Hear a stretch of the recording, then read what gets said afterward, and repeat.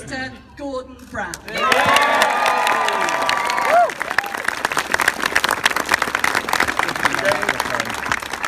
Harriet said would have been the 42nd birthday of Jo Cox. Round the world, in India, in Africa, in America, people are not only mourning her death, but celebrating her life.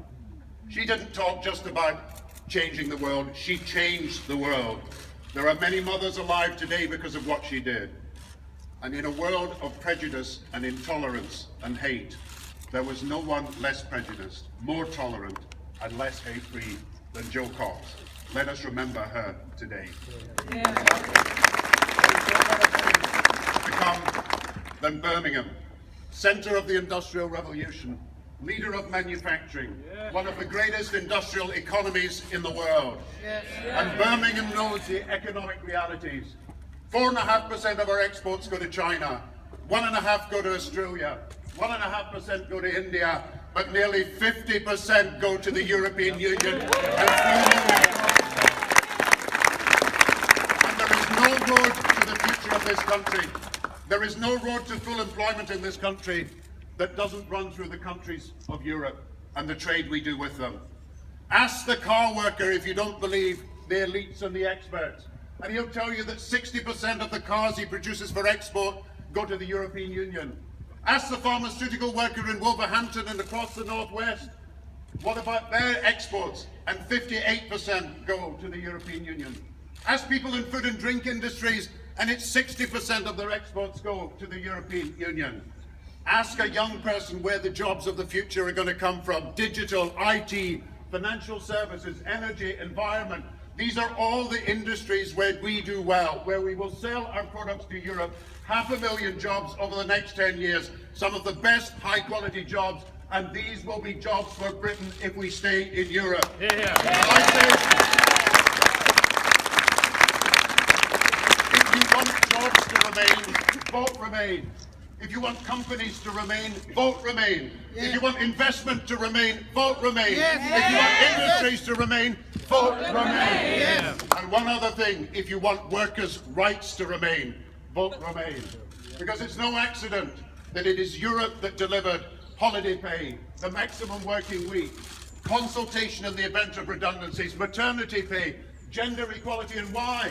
Because they didn't want the best country to be undercut by the bad and the bad to be undercut by the worst in a race to the bottom that meant that only the exploitative employer across Europe can benefit.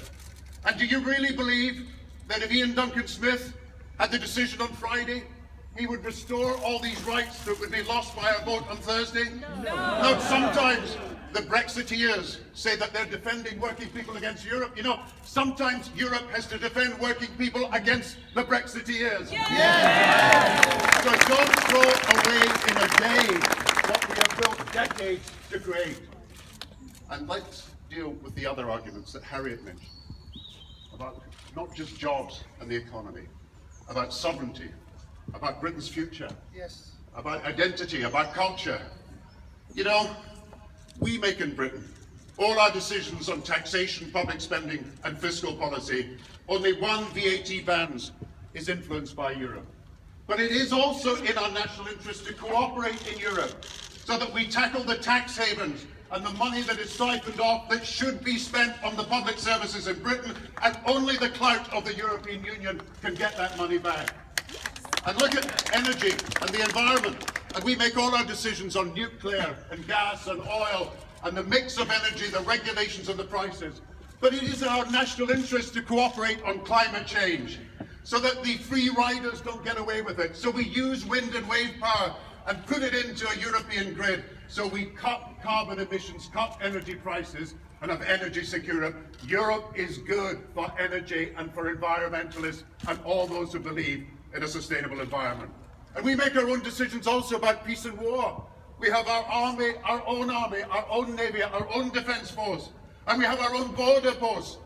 But it makes sense in the national interest to work with Europe, to cooperate against terrorism, to cooperate where there is security at risk, to cooperate where there is illegal immigration. All these decisions require cooperation and getting the balance right between the autonomy we desire and the cooperation we need is got by Britain leading in Europe and not leading it. And what about Britain? And Britain. Some people say Britain is not the country it used to be, and Britain is not going to be the country that they recognise. Yes, we had to stand alone in 1940. And yes, we were an island sufficient unto ourselves. But that was by necessity and not by choice. Our choice has always been to be outward-looking, internationalist, engaged with the world, open, and one of the countries that is prepared to take the world on and do everything that is necessary in the national interest. And what are the achievements? For 1,000 years, Europe was at war. Nations fighting nations, tribes fighting tribes. Our great-great-grandfathers died at Waterloo. Then our great-great-grandfathers at the Crimea, and our grandfathers of great-grandfathers at Ypres, at Somme, in the fields of Flanders. Our grandfathers of fathers were fighting in the Second World War, in the battles to Berlin, and women and children were dying on the home front as a result of it. And now there is no war. Europe is at peace.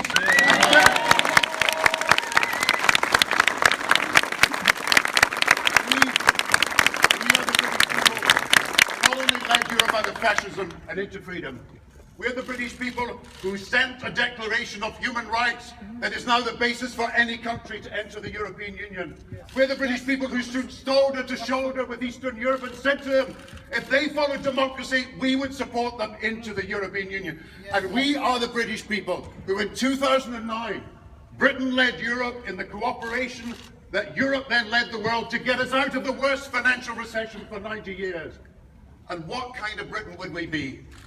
If we know the power of cooperation, and we know cooperation is needed to deal with terrorism, and needed to deal with climate change, and needed to deal with pandemics, and growth, and trade, and unemployment, we walked away from all our treaties and gave up on Europe tomorrow. What kind of people would the world think we were?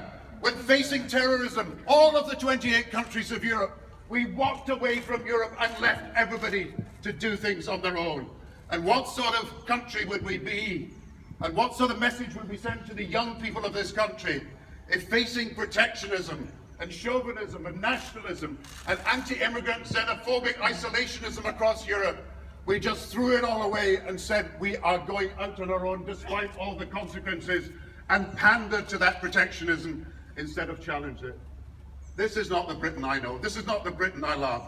The Britain I know is better than the Britain of these debates, of insults, of posters. The Britain I know is better, a Britain that is better as it deals with some of the great challenges of our time. The Britain I know is better than the exaggerations and over-exaggerations that we have seen. The Britain I know is the Britain of Joe Cox. The Britain where people are tolerant and not prejudiced, and where people hate the viciousness of hate itself. I want our country back. I want to end the prejudice and the intolerance and the hate. I want us to take control again so that unity replaces division. I want Britain to be the Britain that we really should be, and that is a Britain that faces the problems of the world and works with other countries to take the action that is necessary for the future. And we will be no less British as a result of cooperating with our neighbours. Let me just say finally that this is Great Britain. This is the Great Britain of Shakespeare's sceptred isle.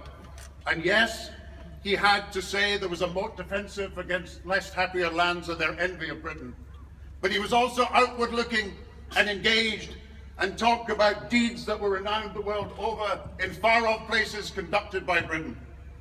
And this is the Britain of Orwell, who in the Second World War roused our country to patriotic enthusiasm so that we fought fascism and defeated it. Then after the war, because he saw patriotism was not at the expense of being European, he called for unity in Europe and called for a united Europe.